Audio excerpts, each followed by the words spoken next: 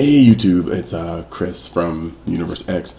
I'm actually putting out this video as early as I possibly can to talk about the new SRs for Clash of Fate. And we have some duds, but we also have some really crazy ones. So I actually want to get like right into that.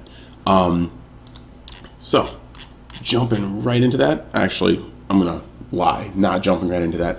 Remember to like, comment, subscribe. Like I said, I've been trying to grow this channel and I would like to keep that going. So if you like the content, subscribe, tell your friends. And I just want this to be the first place you look to find news like this. So starting off in red, it's that Frieza I was talking about, the one that was kind of cold bloodlust. So final Showdown Frieza, it's a 5 cost, and you'll of course see the card on the other side of the screen, but it's a 5 cost critical double strike auto once per turn when your opponent declares to play a battle card or activates a skill that puts a battle card into play.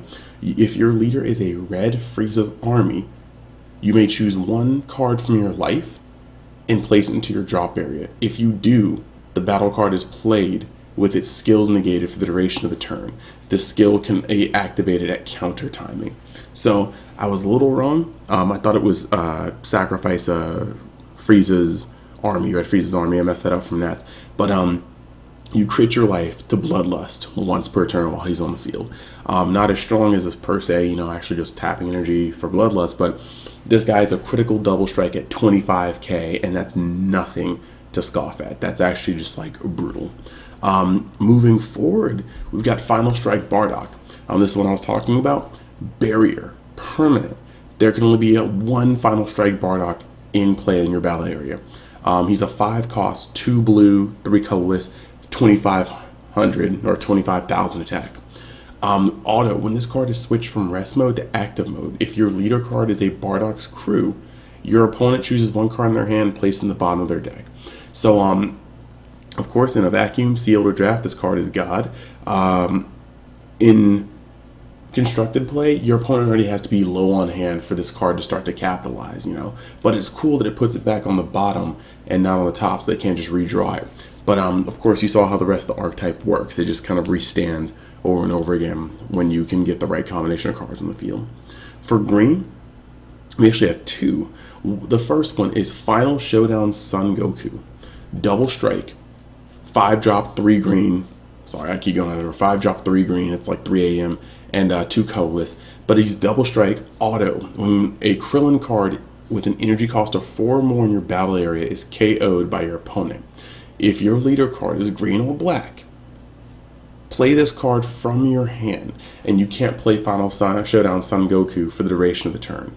Auto, when you play this card from your hand, choose up to one of your opponent's battle cards, ignoring barrier, and KO it.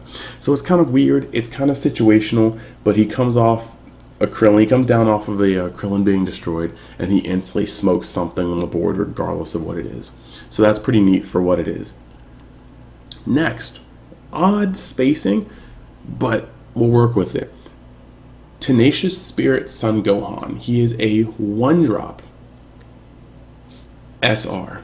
And normally you hear 1-drop, you hear SR, you think, oh, it's going to be crazy like Bardock. Auto, when you play this card, draw a card. Activate main once per turn. Double green. This card gets 15,000 power and critical for the duration of the turn. So he'll go up to 20,000 in critical off of 2 green. And it's kind of weird because he's on the field as a 5k. He can get smoked by Crisis Crusher. He can get hurt by a lot of things, but you can sink 2 green into him to just give him critical and plus 15k. And then Piccolo Fused with Nail.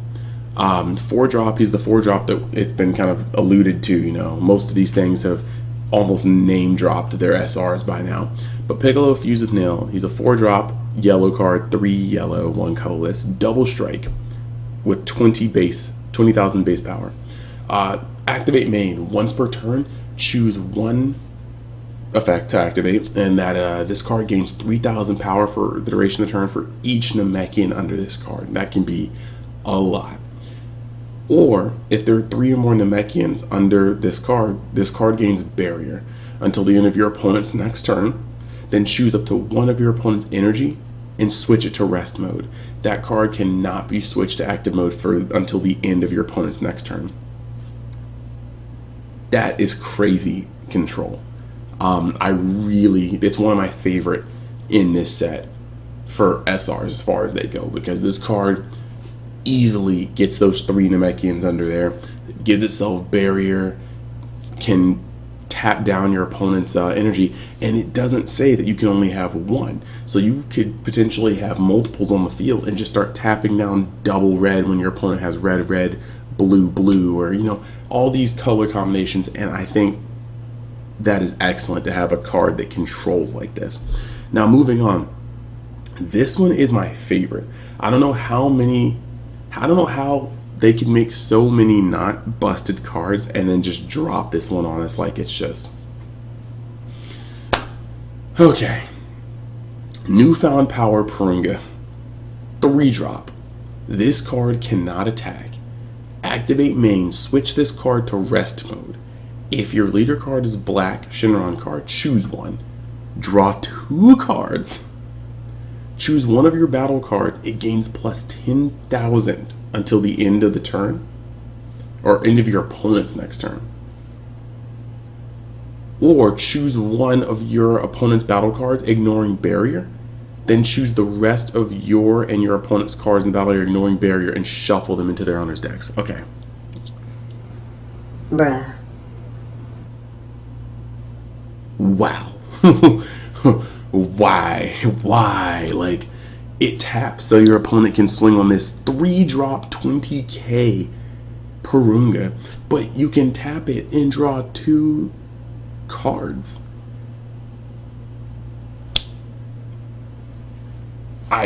Okay. You can boost up to 10k, and this thing is on curve. Like, on turn 3, it's not really contested with any other thing that's in that Shinron deck. Choose one of your and your opponent's battle cards, ignoring barrier, and you shuffle all the rest of the battle area into the deck.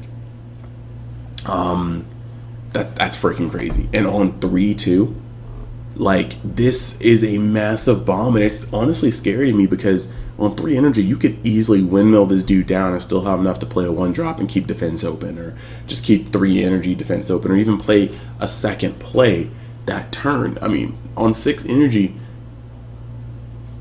you have a power burst in hand, you have some super combos. It's not a bad idea to just play this, draw 2, my hand's pretty solid, play another one, and just shuffle everything else. It's honestly crazy.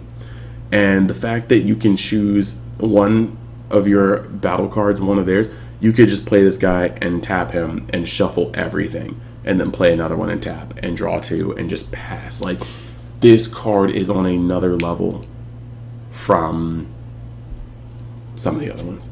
So that's honestly the video. That's it.